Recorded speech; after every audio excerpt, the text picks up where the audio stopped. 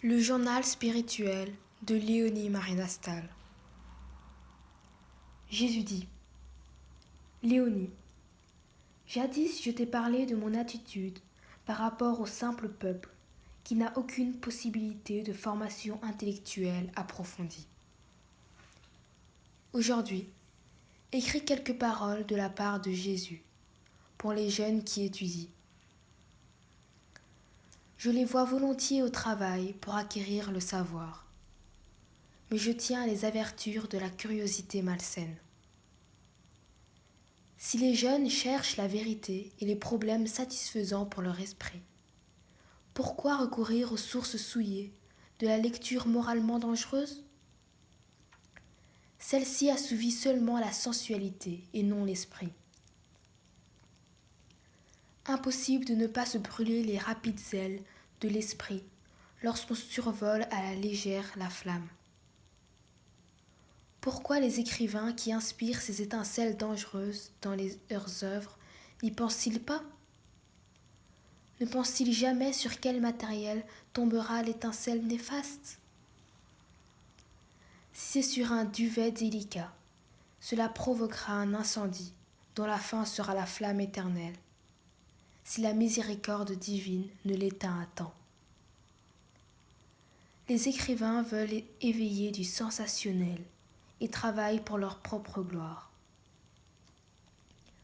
Combien misérable est cette gloire qui, telle la fumée suffocante, provoque des vertiges.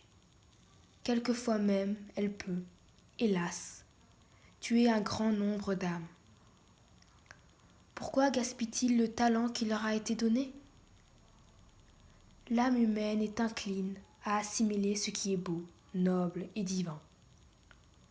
Mais en même temps, elle est susceptible d'accepter des mauvaises herbes, tout comme le sol qui accueille aussi bien les grains de blé que ceux de l'ivraie. Bien que l'ivraie se présente apparemment plus splendide, qui peut en faire du pain?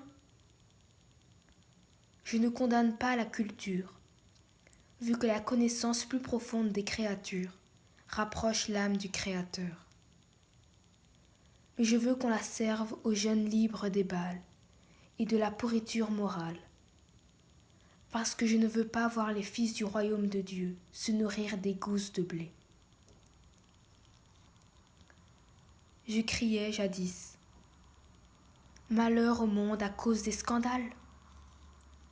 Aujourd'hui, bien que je sois doux et me taise parce que je suis devenu muet d'amour, aujourd'hui aussi, je clame par mes prêtres et mes serviteurs aussi silencieux que moi. Malheur. Malheur à ceux qui gèlent la fleur d'innocence angélique, la plus aimable à mon cœur. Si les sages de ce monde ne veulent pas entendre le doux appel, qu'ils sachent que j'ai à ma droite aussi des foudres. Les jeunes, élevez-vous au-dessus de la médiocrité, au-dessus des feux follets. Ne vous laissez pas séduire et emmener par des mirages vers des abîmes sans fond. Venez à mon cœur, demandez conseil aux serviteurs de mes autels, pour savoir où est la vérité et où est la fausseté. Et moi, je serai avec vous, et je ne permettrai pas que le mal l'emporte.